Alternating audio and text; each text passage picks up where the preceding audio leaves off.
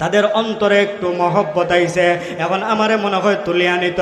ইউসুফ ডাক শোনার সাথে সাথে বললেন, যে ভাইয়েরা আমার, আমি তো আসি, নিচে আসি।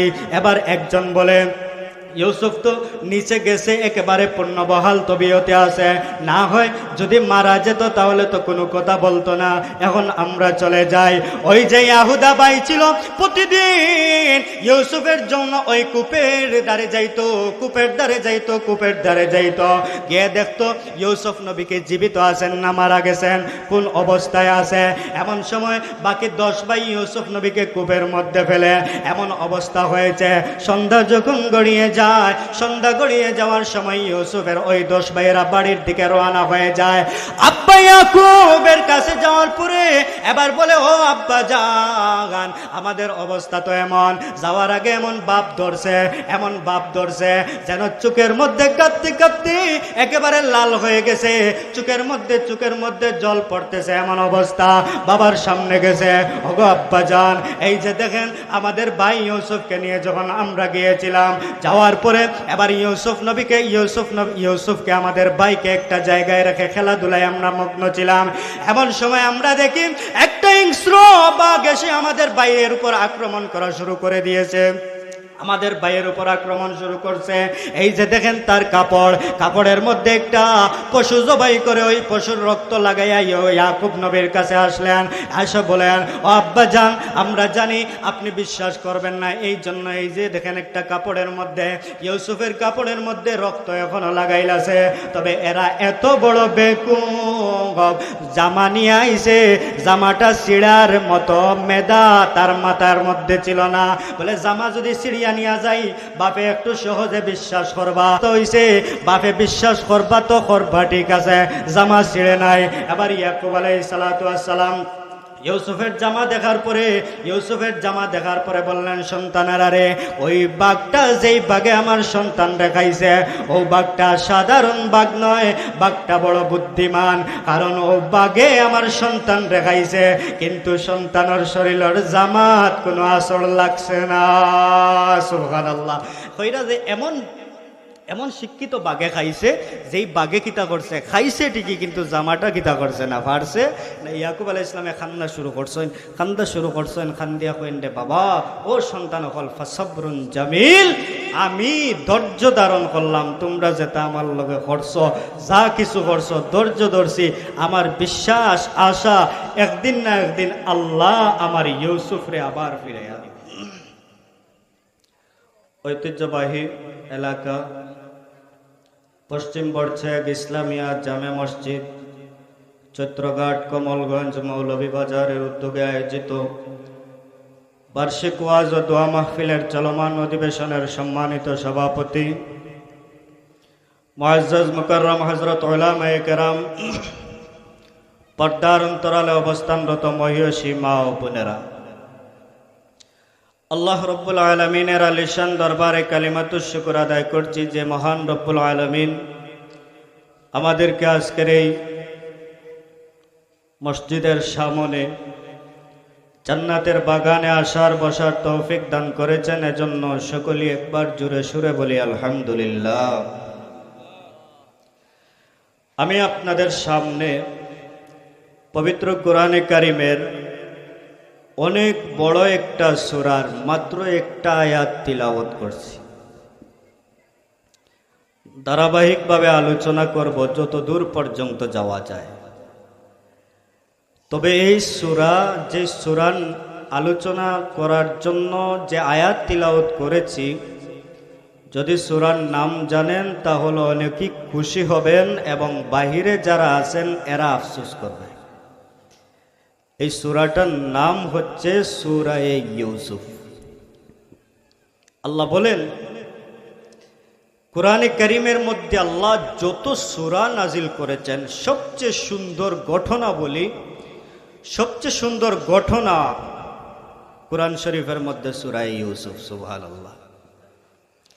যদিও এই সূরা বা এই সূরার প্রথম থেকে একটা আয়াত তিলাওয়াত করেছি, কিন্তু আমার উদ্দেশ্য অন্য কিছু। তবে আমি যে বিষয়ের উপর আলোচনা করার ইচ্ছা করছি, ওই বিষয়ের উপর যদি আলোচনা করি তাহলে ঘুরে ফিরে যদি সূরা ইউসুফে না আসি তো বিষয়টা পুরা বুঝবেনও না, বুঝতে মজাও লাগবে না। আমরা যত ইবাদত করি, যত আমল করি, আপনি যদি প্রতিদিন 24 ঘন্টা ইবাদত করতে থাকেন, আমল করতে থাকেন, আর যদি আপনার মধ্যে একটা জিনিস মাত্র থাকে, কয়টা জিনিস মাত্র না, কয়টা? একটা। তো এই একটা জিনিসের মাধ্যমে আপনার পুরা ইবাদত সব একেবারে শেষ করে দিবে। এই একটা জিনিস যদি আমার মধ্যে থাকে, আপনার মধ্যে থাকে, মানুষের মধ্যে থাকে, আর ওই মানুষটা যদি ওই একটা জিনিস টাকা সত্ত্বে সারা দিন রাত 24 ঘন্টা আল্লাহর ইবাদত করে, আল্লাহর দাসত্ব করে, আল্লাহর গোলামি করে, তো এই একটা জিনিসের কারণে তার সব ইবাদত নষ্ট করে দিবে। ওই একটা জিনিসের নাম হিংসা। ওই একটা জিনিসের নাম কি? হিংসা। যার মাঝে হিংসা আছে, যার মধ্যে হিংসা আছে, তার হিংসা তার নেক আমলকে এমন ভাবে খেয়ে ফেলে, নবী বলেন আগুন যেইভাবে লাকড়ির টুকরা, কাঠের টুকরা শেষ করে দেয় মুহূর্তের মধ্যে, একজন মানুষের মধ্যেও যদি হিংসা থাকে, তো ওই লাকড়ির মতো আগুন যেইভাবে কাঠকে শেষ করে দেয়, হিংসাও একইভাবে মানুষের নেক আমলকে একেবারে শেষ করে দেয়। নাউজুবিল্লাহ। এখন হিংসা করলে কি হবে? এবং যারা হিংসা করে, যার ভিতরে হিংসা থাকে, আমাকে নিয়ে যদি কেউ হিংসা করে, তো ঘুরে ফিরে দেখা যায় আমার কোনো ক্ষতি হইতো না, যে হিংসা করব তারও ঘুরে ফিরে ক্ষতি। এই সমাজে দুনিয়ার একটা সিস্টেম হলো, যেই মানুষ যাকে নিয়ে হিংসা করে, যাকে নিয়ে হিংসা করে, ওই মানুষের মর্যাদা সম্মান আল্লাহ বাড়াইয়া দেন, আর যে হিংসা করে পিছনেই তাকি যায়, সামনে আর যাইতে পারে না। ঠিক এই বিষয়ের উপর আমরা যদি সূরা ইউসুফের প্রথম দিক থেকে চাই বা আলোচনা করে বুঝতে পারবো যে ইউসুফ নবীর প্রতি যেই পরিমাণ হিংসার জুলুম আর হিংসা চালানো হয়েছিল, পরিশেষে ইউসুফ নবীর মর্যাদা কি পরিমাণ বেড়েছিল, আর যেই সমস্ত ভাইয়েরা ইউসুফ নবীর উপর হিংসা করেছিল, ওই সমস্ত ভাইদের অবস্থা কি হয়েছিল, যদি আমরা আলোচনা শুরু করি বুঝতে পারবো। আমরা যত দূর পর্যন্ত যাওয়া যায় শেষ পর্যন্ত তাকবানি আমার লগে মাতেন না। ইউসুফ আলাইহিস সালাতু ওয়াস সালাম তারা কয় ভাই ছিলেন?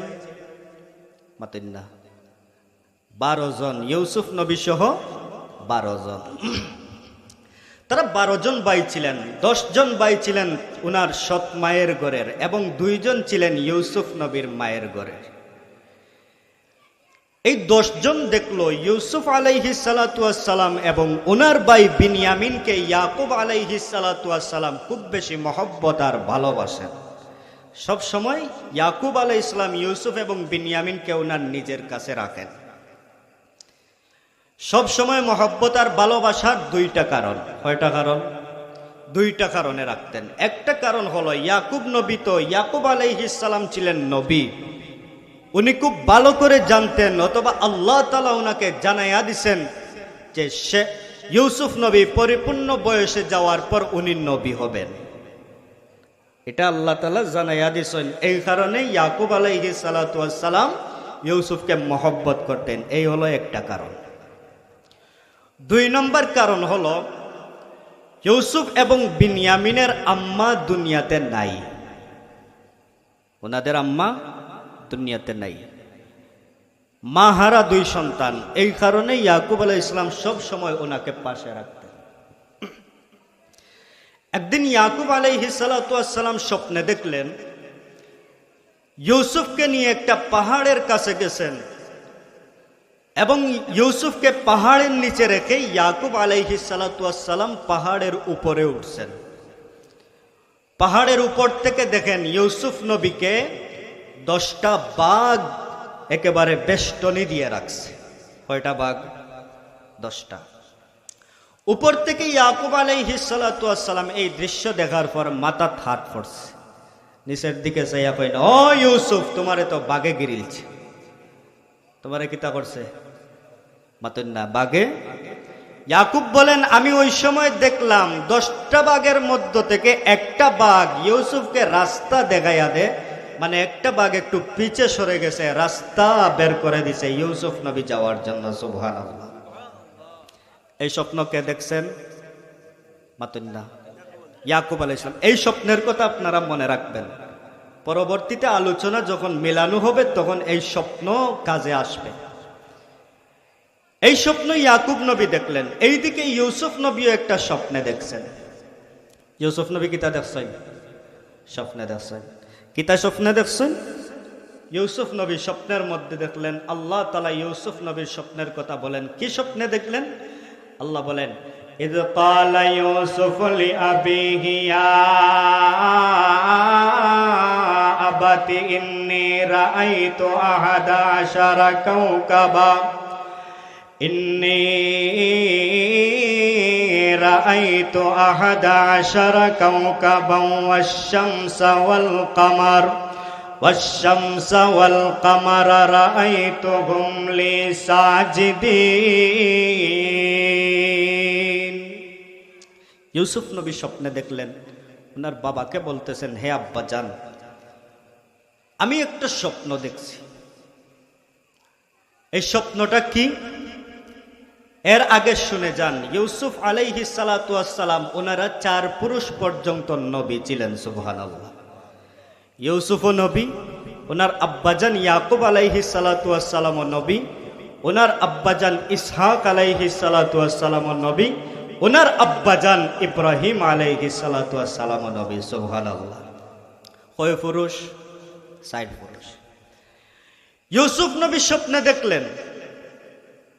কি স্বপ্নে দেখলেন? ওনার আব্বাজানকে বলতেছেন যে আমি স্বপ্নে দেখলাম 10টা নক্ষত্ররাজি এবং চন্দ্র আর সূর্য আমাকে সিজদা দিতেছে। সুবহানাল্লাহ। নক্ষত্ররাজি কয়টা? এবং চন্দ্র এবং সূর্য মোট মিলাইয়া কতটা হইছে? 12টা। ইয ক্বালা ইউসুফ লিআবি ইয়া আবাতি ইন্নী রাআইতু আহাদা আশারা কাওকাবা ওয়াশ-শামসা ওয়াল কামারা রাআইতুহুম লি সাজিদিন।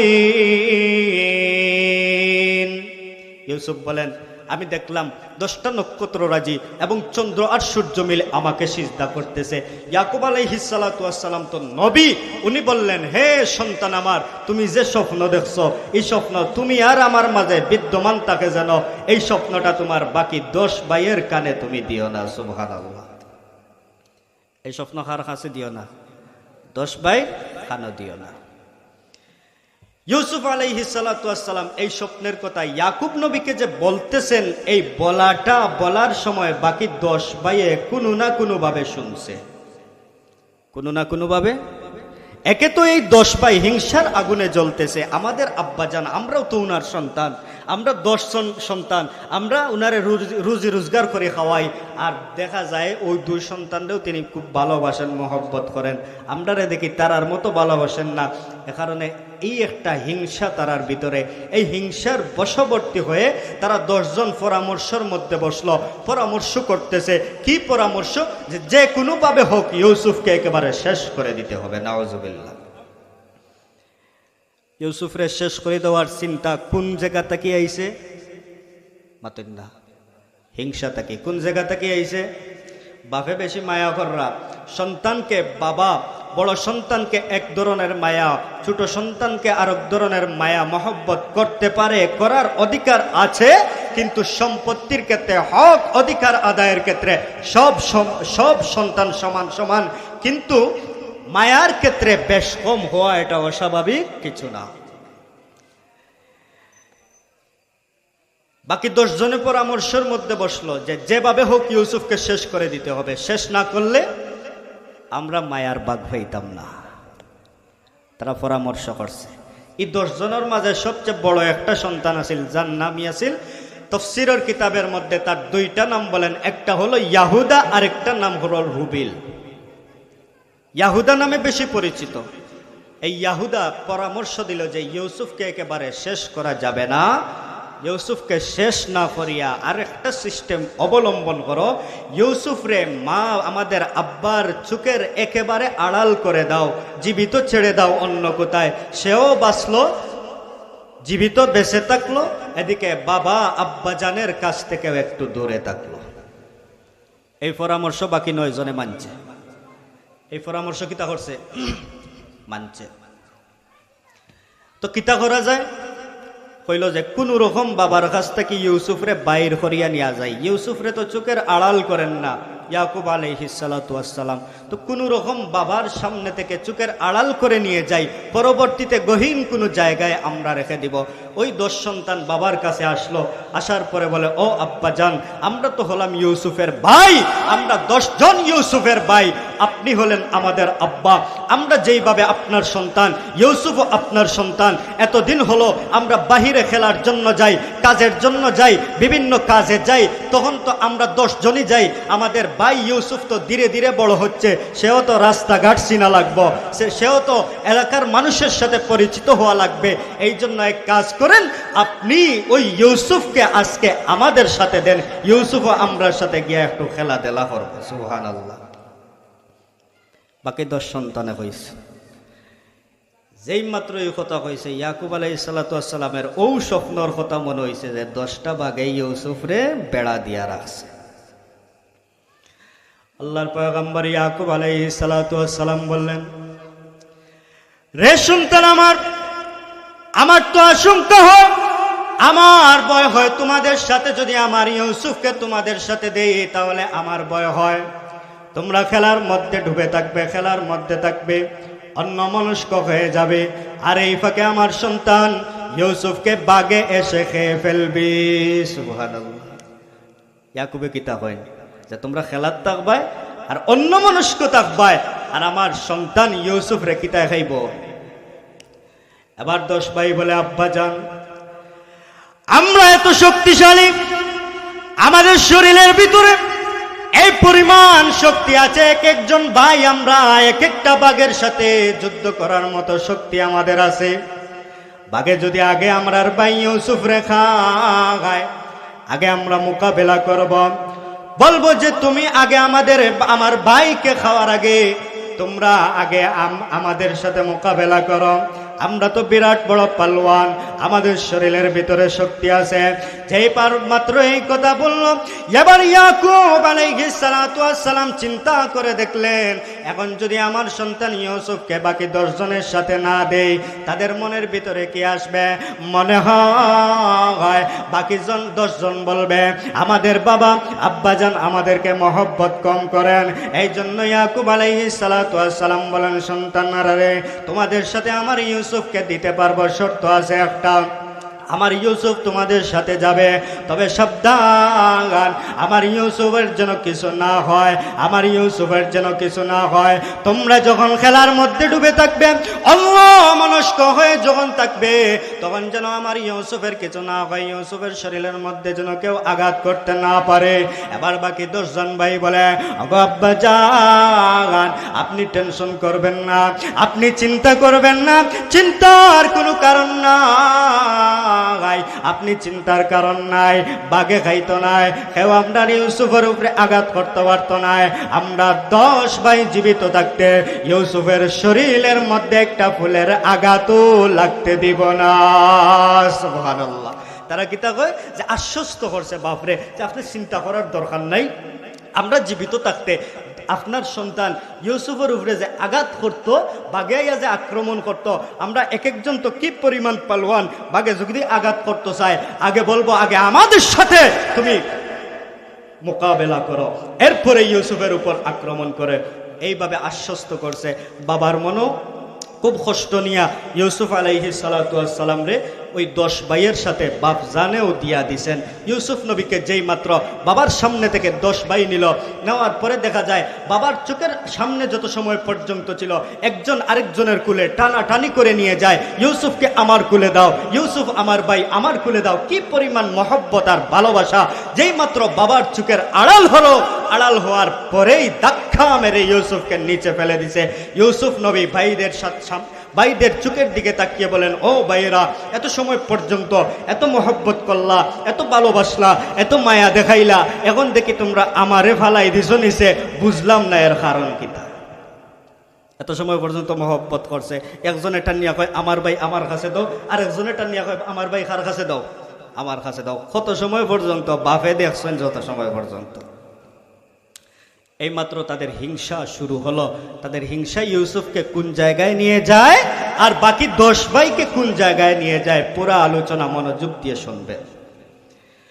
আবার ইউসুফ আলাইহিস সালাতু ওয়াস সালামের 10 ভাই যখন ইউসুফকে নিয়ে যাওয়া শুরু করলো, বাবার চোখের আড়াল যখন হয়ে গেছে, চোখের আড়ালে যখন চলে গেছে, এখন আর বাবা ইউসুফ এবং বাকি 10 সন্তানকে দেখেন না।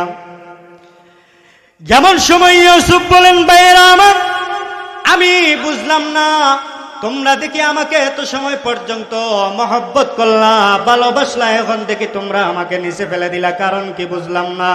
এবার ওই বাকি 10 ভাই বলেন, ওই স্বপ্নের কথা তুমি তো তোমার বাবার কাছে বলেছিলা, তোমাকে নক্ষত্ররা যে তোমার পায়ের মধ্যে সিজদা দিতেছে, আসমানের চন্দ্র এবং সূর্য তোমার পায়ের মধ্যে সিজদা দিতেছে, আমরা কি শুনি না?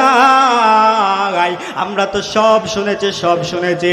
এবার তোমার সাথে আমাদের আসল খেলা শুরু হবে। কি খেলা শুরু হবে জানেননি?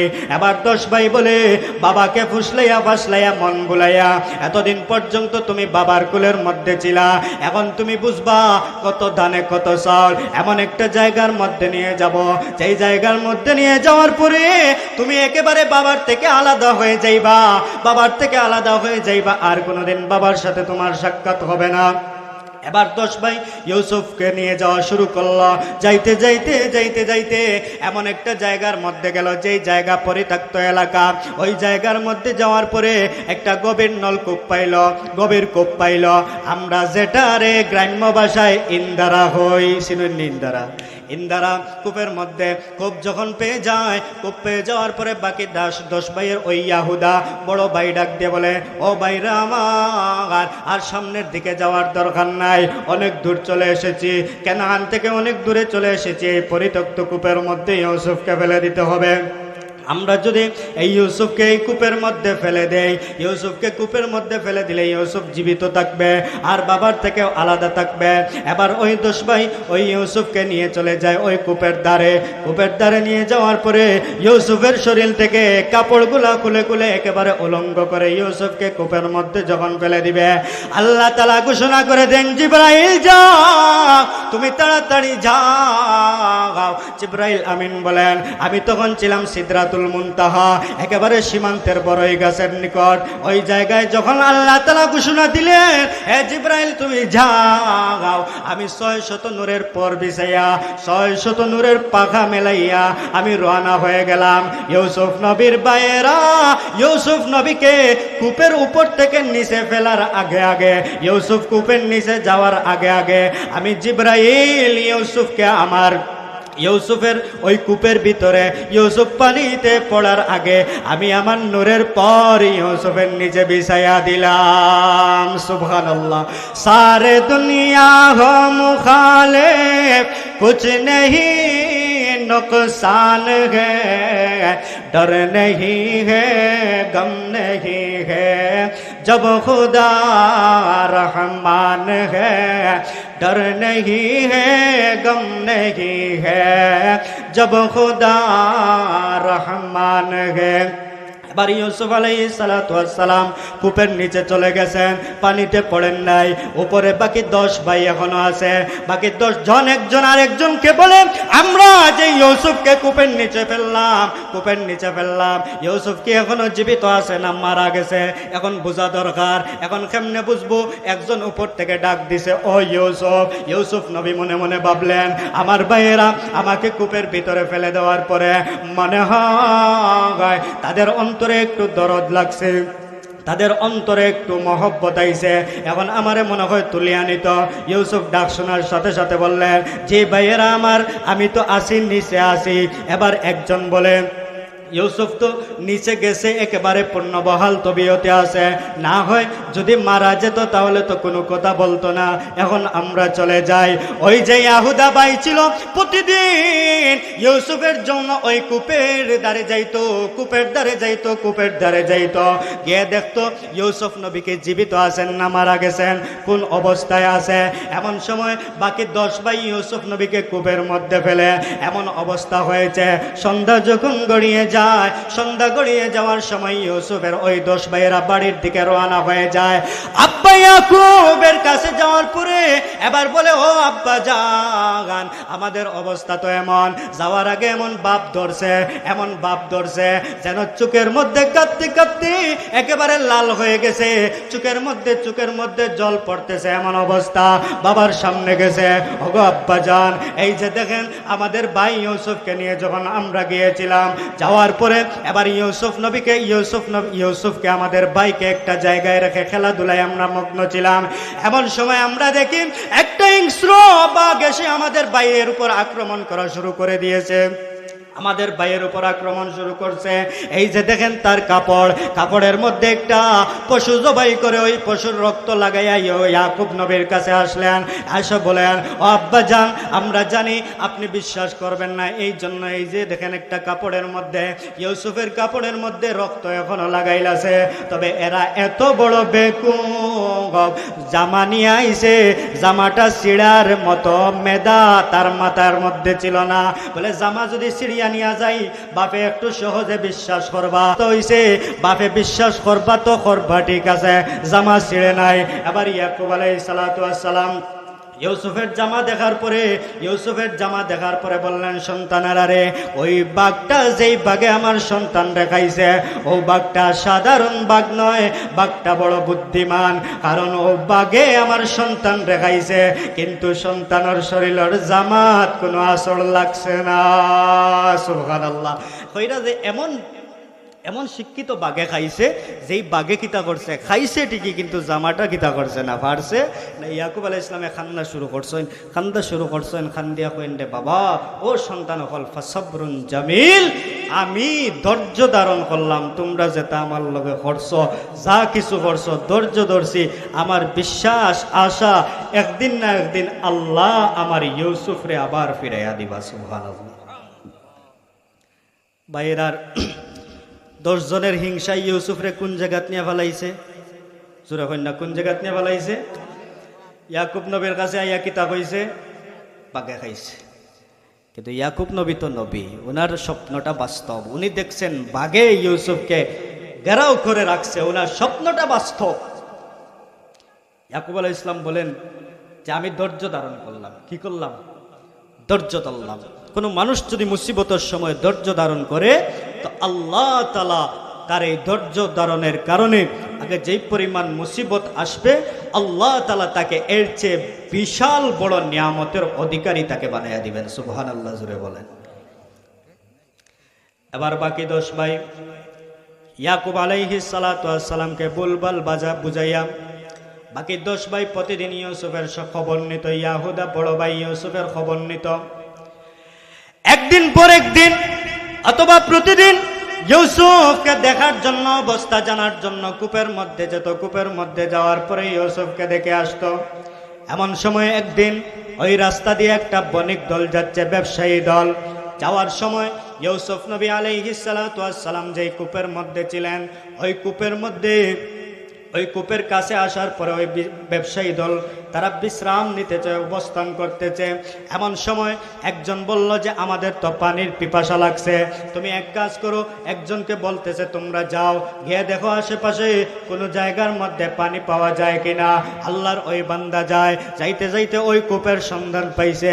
কূপের সন্ধান পাওয়ার পরে এবার ওই কূপের কাছে যাওয়ার পরে পানি উঠানোর জন্য বালতি যখন নিচের দিকে দিছে, পানি উঠানোর জন্য, এখন দেখে বালতিটা আর উপরের দিকে আসে না, বালতিটা আর উপরের দিকে উঠে না।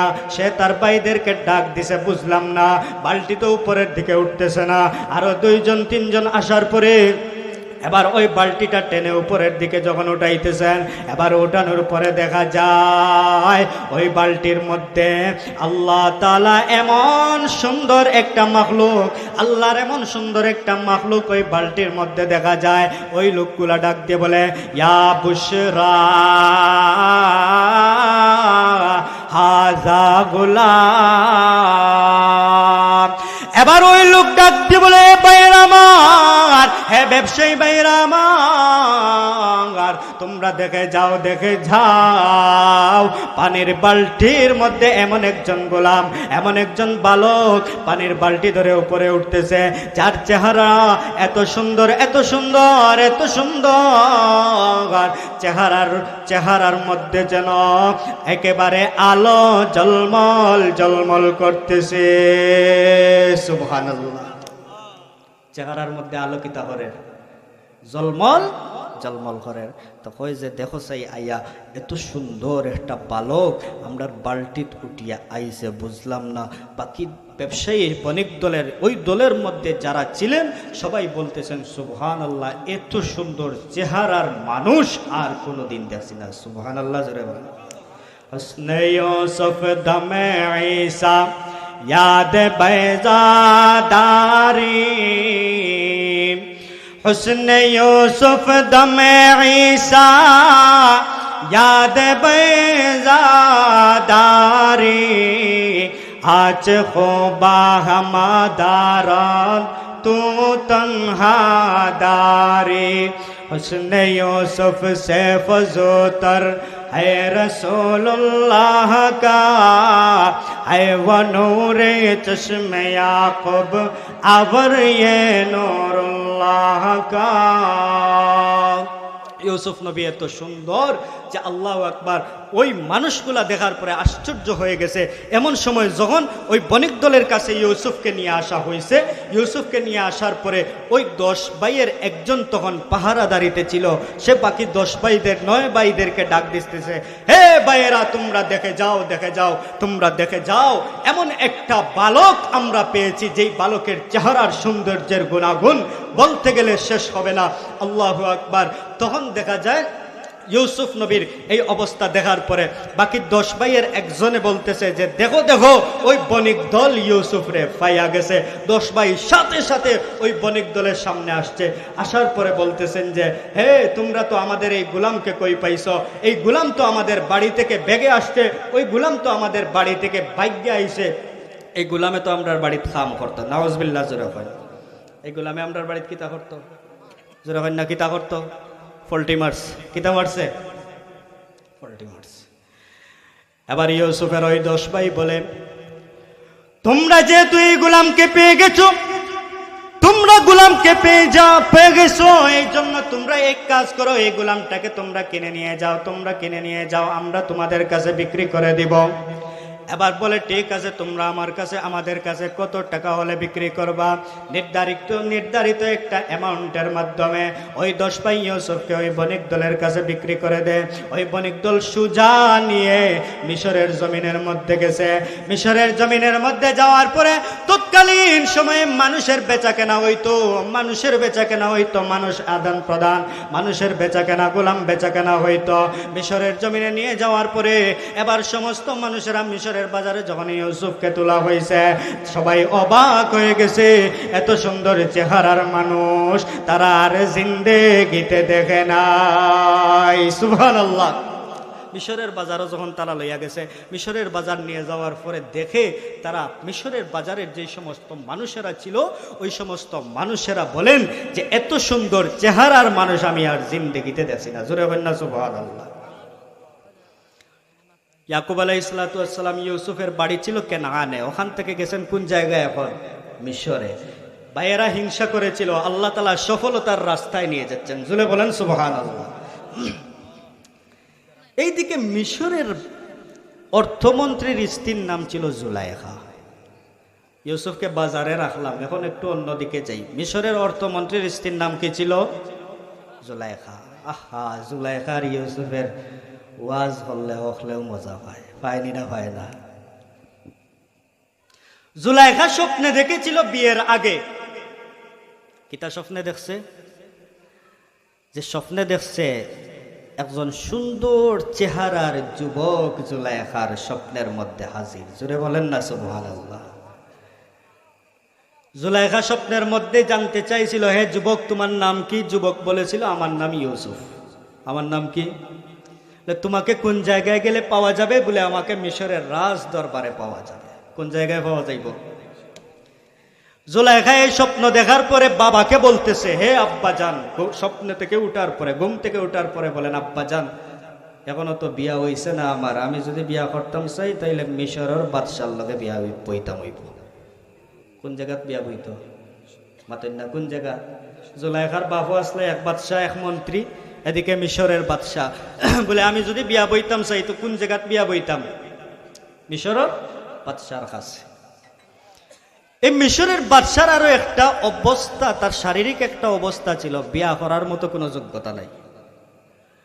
মিশরের বাদশার কিতা নাই, বিয়া করার কোনো, বুঝরা তো আপনারা, এই তারা ইনো কিতার লাগিয়ে আইছে, তারা হয় ভিতরে আইতো আর নাইলে বারে যাইতো, ইনো উবাদ কেনে, তারা যদি ওয়াজ হয় এতে ভিতরে আইতো। জুলাইখা মিশরের বাদশার কি নাই, কোনো পুরুষত্ব নাই, বিয়া করার মতো কোনো যোগ্যতা নাই। তখন যেই মাত্র জুলাইখার বাবারে এই সংবাদ দিছে, জুলাইখার বাবা কয় এটা তুই একটা কথা কইলেনি, বিয়ার প্রস্তাব বেটায় না তোর কাছে লইয়া আইতো, তুই আবার বেটি হইয়া বেটার কাছে কেমনে প্রস্তাব পাঠাইতে? বলে এইটা জানি না, যেমনি হোক আমি কার কাছে বিয়া বইতাম হইব? মিশরের বাদশার কাছে। এবার বাবা ওনার আদরের মেয়ের কথা রাখতে গিয়ে মিশরের বাদশার কাছে বিয়ের প্রস্তাব নিয়ে গেছেন। এখন মিশরের বাদশার কাছে যখন বিয়ের প্রস্তাব লইয়া গেছেন, যাওয়ার পরে মিশরের বাদশাহ বিয়াত রাজি হয় না। রাজি হইতো কেমনে, যেটা দিয়া বিয়া করতো এটা তার নাই, এটা তার নাই। কয় যে আমি বিয়াত কিতা নাই, রাজি নাই। জুলাইখার বাপে জুলাইখার কাছে গিয়া কইছেন যে বিয়াত কিতা নাই, মিশরের বাদশাহ রাজি নাই। বলে এইটা আমি কইলে বুঝতাম না, বিয়া বুয়াও লাগতো, কিতা কোয়া লাগবো। আবার গেছ, যাওয়ার পরে এবার গিয়া হয় না বা তুমি বিয়াও করা লাগবো। কিতা করা লাগবো? বলে বিয়া করতাম পারি, একটা শর্ত আছে। কিতা শর্ত? বলে শর্তটা হইল দামান রে হাজাইয়া লইয়া আপনার বাড়ির যাইতাম পারতাম না, আপনি আপনার মেয়েরে কন্যা বেটি সাজাইয়া আমরা রাজ দরবারও লইয়া আইতে হইব। বাচ্চা মনে মনে ভাবছিল এমন শর্ত যদি দেই তাইলে কোনো বাপে জীবনে তার মেয়েরে আগে সাজাইয়া স্বামীর বাড়িতে লইয়া যায় না, মনে হয় হে যাইব বিয়ার, বিয়ার কথা কইতো না। কিন্তু নাসুর বান্দা কই যে ঠিক আছে, বিয়া হইছে। ওয়ার পরে দেখে যে জুলাইখায় চাইয়া দেখে যে এই বাদশার কিতা নাই, পুরুষত্ব নাই। আর যে ইউসুফরে স্বপ্ন দেখছে তার এই স্বপ্নের পুরুষও এই মিশরের বাদশা নাই। হঠাৎ একদিন জুলাইখায় কয় যে আমি যেহেতু বিয়া বই গেছে জেলাও তাকি যাই, কোনোদিন যদি কপালও লেখা থাকে তাইলে আমার তার সাথে কিতা হইব, দেখা হইব। যদি তাকে নসিব আপনি আপনি আইব। এইদিকে মিশরের বাজারের মধ্যে ঘোষণা হয়ে যায়, পুরা মিশরের বাজারের মধ্যে আলোড়ন সৃষ্টি হয়ে যায়। যেমন একটা গোলামকে মিশরের বাজারের মধ্যে তোলা হয়েছে, যেই গোলামের চেহারাটা এত সুন্দর, জিন্দেগিতে কোনো মানুষ এত সুন্দর চেহারার মানুষ দেখে নাই।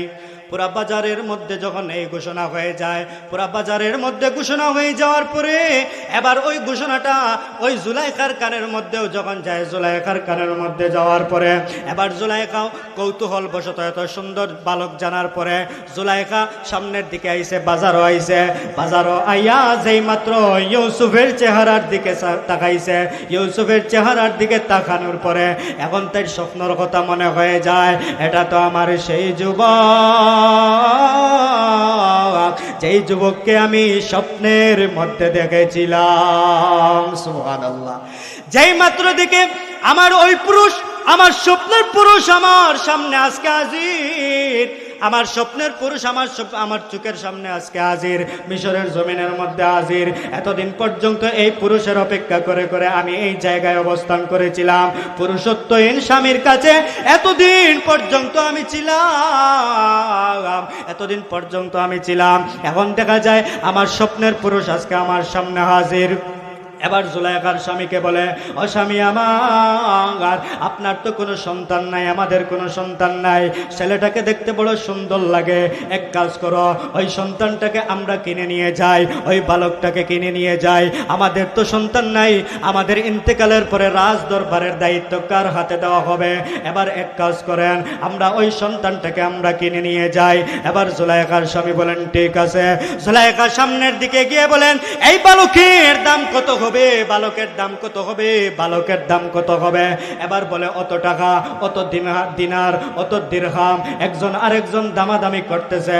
জুলাইখা কয়, না না না, ইউসুফ রে এক পাল্লার মধ্যে তোলা হবে, অন্য পাল্লা স্বর্ণ মুদ্রা দিয়ে ভর্তি করা হবে।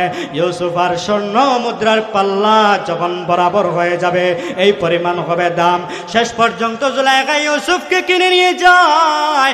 ইউসুফকে কিনে নিয়ে যাওয়ার পরে জুলাইখার স্বামী বাদশা বলে, আমার রাজমহলের আন্দরমহলে কারো যাওয়ার অনুমতি নাই, কোনো গোলামের ভিতরে প্রবেশ করার অনুমতি নাই, কোনো গোলাম ভিতরে যেতে পারে না। তবে ইউসুফের জন্য সবকিছু উন্মুক্ত করে দিয়েছেন, ইউসুফ ভিতরেও যেতে পারে, নিজের সন্তানের মতো দেখাশোনা করতে পারেন। ও ভাই আমার, নিজের সন্তানের মতো যখন জুলাইখা এবং তার স্বামী দেখাশোনা শুরু করে দিয়েছেন, এমন অবস্থা হয়, জুলাইখার তো স্বপ্নের পুরুষ, কতদিন পর পর তারা পেয়েছে, কতদিন পর স্বপ্নের পুরুষের সাথে তার দেখা। এমন সময় জুলাইখার অন্তরের ভিতরে কুমন্ত্রণা চলে আয়। এইদিকে অনেক দিন হয়ে যায়, জুলাইখার ঘরের মধ্যে ইউসুফ থাকতেছেন, খাওয়া দাওয়া সব কিছু করতেছেন, আন্দর মহলেও যাওয়া যায়। এমন সময় হঠাৎ একদিন দেখা যায় ইউসুফের প্রতি জুলাইখা আকৃষ্ট হয়ে গেছে। কেমনেই বা আকৃষ্ট না হয়েই পারে? এত সুন্দর চেহারার অধিকারী মিশরের জমিনের মধ্যে, তাও আবার স্বপ্নের পুরুষ জুলাইখার ঘরের ভিতরে অবস্থান করতেছে। হায় হায় হায়, এমন অবস্থা হয়। একদিন দেখা যায় ইউসুফকে নিয়ে জুলাইখা নিজের যৌবিক চাহিদা পূরণের জন্য ইউসুফকে নিয়ে যখন ঘরের ভিতরে যায়, ইউসুফ নবী তো বুঝেন না কোন জায়গায় নিয়ে যাচ্ছে। একটা দরজা, দুইটা দরজা, তিনটা দরজা, চারটা দরজা, পাঁচটা, ছয়টা, এইভাবে 7টা দরজার ভিতরে যখন জুলাইখা ইউসুফকে ঢুকাইয়া দিছে, ইউসুফকে ঢুকাইয়া দেওয়ার পরে 7টা দরজার মধ্যে তালাবদ্ধ করে দেওয়া হয়েছে। 7টা দরজা তালা মেরে জুলাইখার চাবিগুলা তার সামনে, তার কাছে নিয়ে আসছে। ও ভাই আমার, এবার জুলাইখা ইউসুফের সামনে নিজের শরীরের কাপড় খোলা শুরু করে দিয়েছে। একেবারে সংক্ষেপে বলতেছে, ইউসুফের সামনে নিজের শরীরের কাপড় খোলা শুরু করতেছে। এবার ইউসুফ বলেন, ও জুলাইখা, তুমি তো বুঝলাম 7টা দরজার ভিতরে আমাকে আনলা, 7টা দরজার ভিতরে ঢুকাইয়া এখন তুমি কাপড় খোলা শুরু করছো। জুলাইখা দেখা যায় শুধু কাপড় খুলে তা নয়, ওই কাপড়গুলা নিয়ে মূর্তির মাথার উপরে রাখে, ওই কাপড়গুলা মূর্তির মাথার উপরে রাখতেছে। ইউসুফ ডাক দিয়ে বলেন, হে জুলাইখা, বুঝলাম না, কাপড় তুমি খুলতেছ আবার মূর্তির মাথার উপরে তুমি রাখতেছ, বুঝলাম না কারণ কি? এবার জুলাইখা বলে, আরে ইউসুফ, তুমি কেন বোঝো না? ওই দেবতা, ওই মূর্তি হলো আমার খোদা, আমার খোদার সামনে, তোমার সামনে কিভাবে ওই কাজগুলা করি, এই জন্য আমি আমার কাপড় দিয়ে আমার খোদার একেবারে চোখগুলা বন্ধ করে দিলাম। আচ্ছা আপনারা বলেন, মূর্তি কি তা দেখতে পারেনি না পারে না? না, এ ক্ষমতা আছে নাই। এবার